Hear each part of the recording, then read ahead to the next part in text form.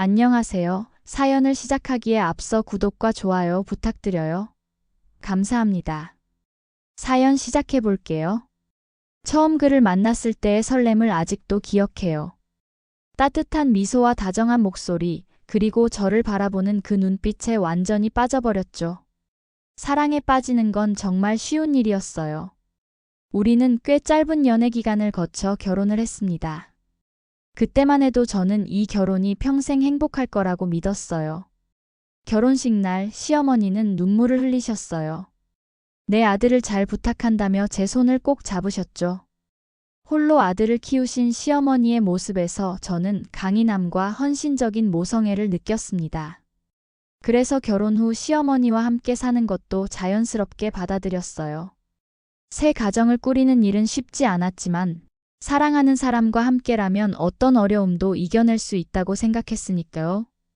처음 몇 개월은 정말 행복했어요. 아침마다 세 사람이 모여 식사를 하고 저녁에는 하루 일과를 나누는 시간이 소중했습니다. 시어머니도 저에게 요리 비법을 알려주시며 친딸처럼 대해주셨어요. 하지만 그 평화로운 일상은 오래가지 않았죠. 무언가 이상하다고 느낀 건 결혼 1년쯤 지났을 때였어요. 남편이 점점 늦게 들어오기 시작했고 출장도 잦아졌어요. 처음에는 단순히 업무가 바빠진 거라고 생각했죠. 하지만 그의 넥타이가 풀려 있거나 셔츠 단추가 잘못 채워져 있는 모습, 그리고 제 사소한 질문에도 과도하게 짜증내는 모습, 모든 것이 수상했어요. 어느 날 직감이 너무 강하게 다가왔어요. 남편이 출장을 간다며 아침 일찍 나간 날이었죠. 저는 용기를 내어 남편의 차에 설치된 블랙박스를 확인해 보기로 결심했습니다. 떨리는 손으로 메모리 카드를 빼서 노트북에 연결했어요. 그리고 그곳에선 제가 한동안 들어보지 못한 다정한 남편의 목소리를 들을 수 있었어요.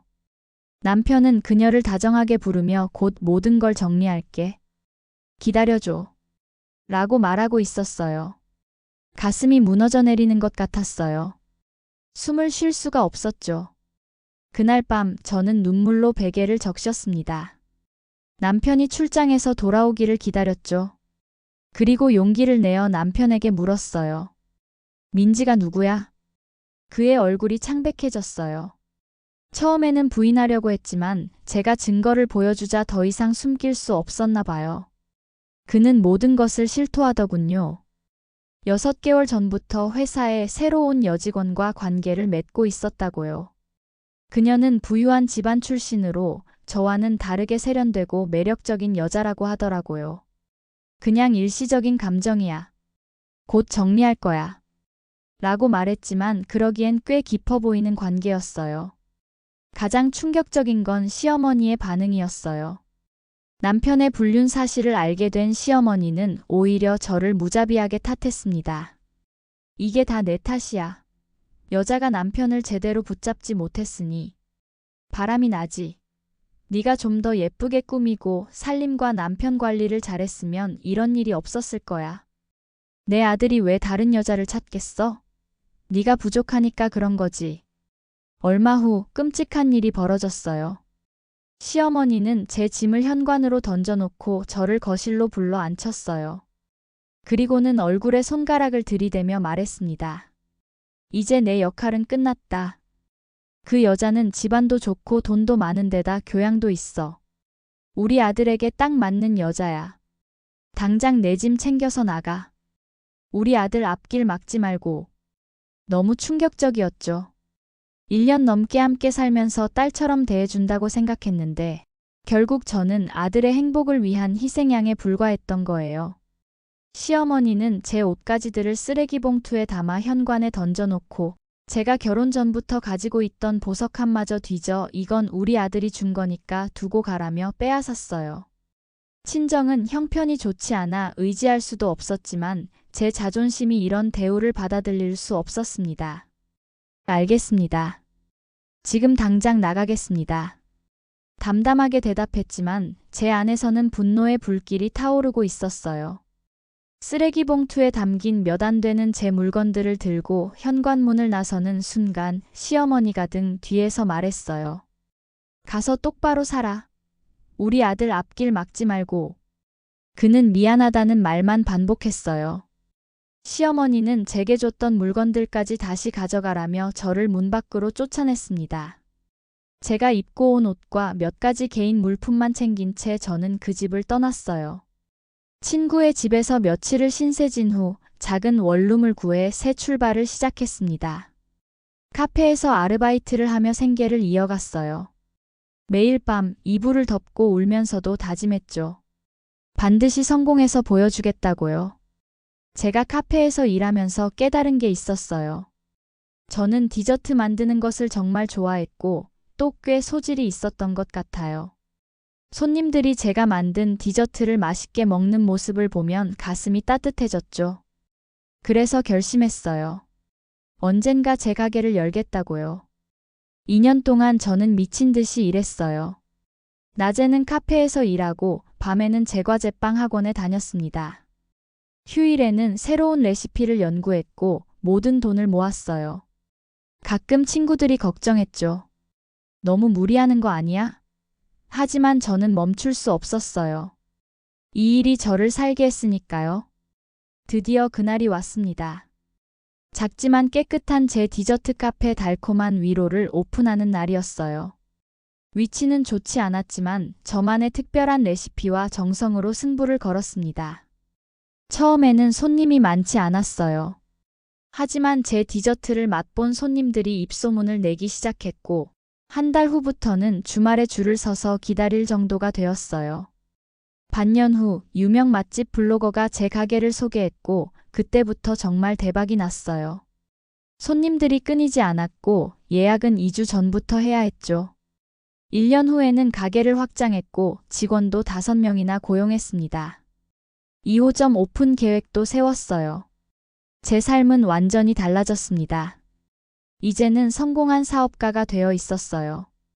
바쁜 일상 속에서 가끔 과거를 생각할 때도 있었지만 더 이상 아프지 않았어요. 그저 제가 여기까지 올 수 있게 해준 경험이라고 생각했죠.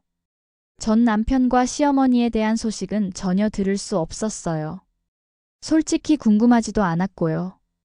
그런데 어느 날 가게 문이 열리면서 낯익은 얼굴이 들어왔어요. 시어머니였습니다.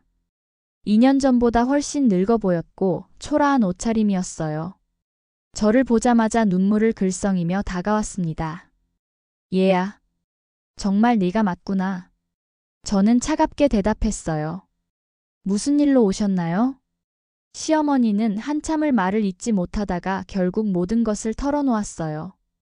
알고 보니 그 민지라는 여자는 거의 꽃뱀이었던 거예요. 남편과 결혼한 후 시어머니의 집을 담보로 대출을 받았고 그 돈을 모두 가지고 사라졌다고 했어요. 남편은 그 여자를 찾아다녀야 결국 찾지 못했고 빚더미에 앉게 되었다고 합니다. 시어머니의 집마저 경매로 넘어갔고 지금은 월세방에서 근근히 살고 있다고 했어요. 네가 성공했다는 소식을 들었어. 네가 자랑스럽다. 우리가 너한테 정말 미안해. 용서해 줄 수 있겠니? 그 말을 듣는 순간 과거의 기억들이 물밀듯이 밀려왔어요. 제가 얼마나 절망적이었는지, 얼마나 외로웠는지. 하지만 이상하게도 복수심이나 분노는 느껴지지 않았습니다. 그저 공허함만이 남아있었어요.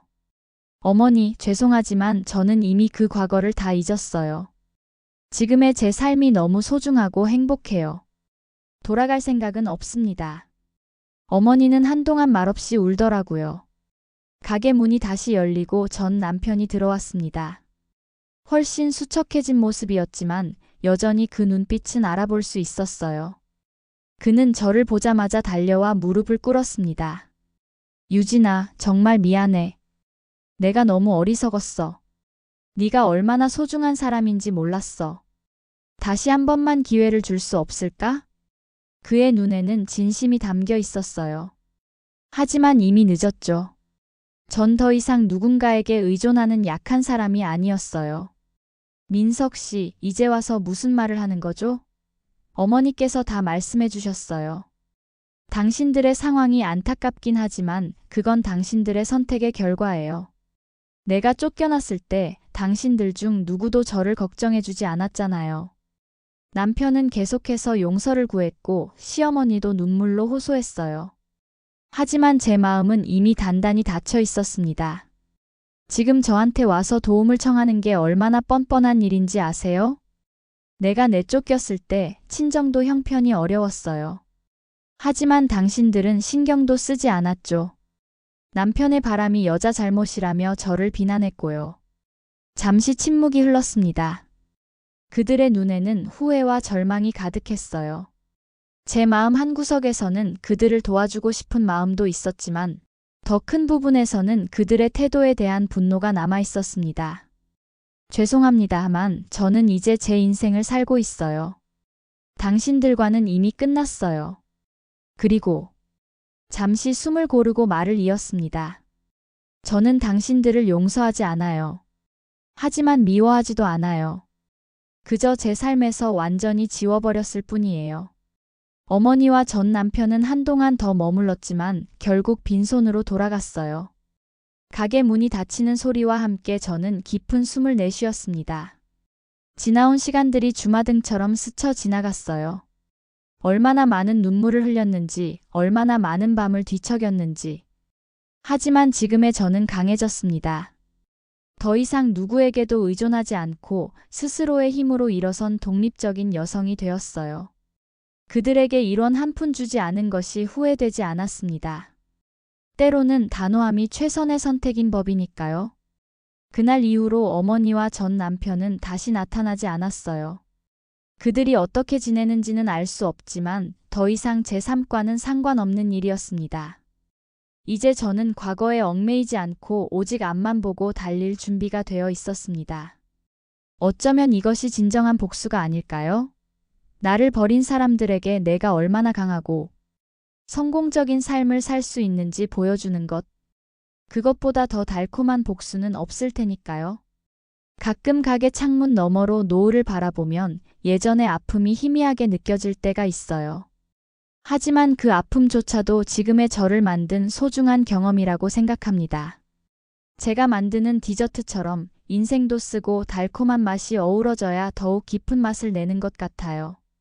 오늘도 저는 달콤한 위로의 불을 켜고 새로운 하루를 시작합니다.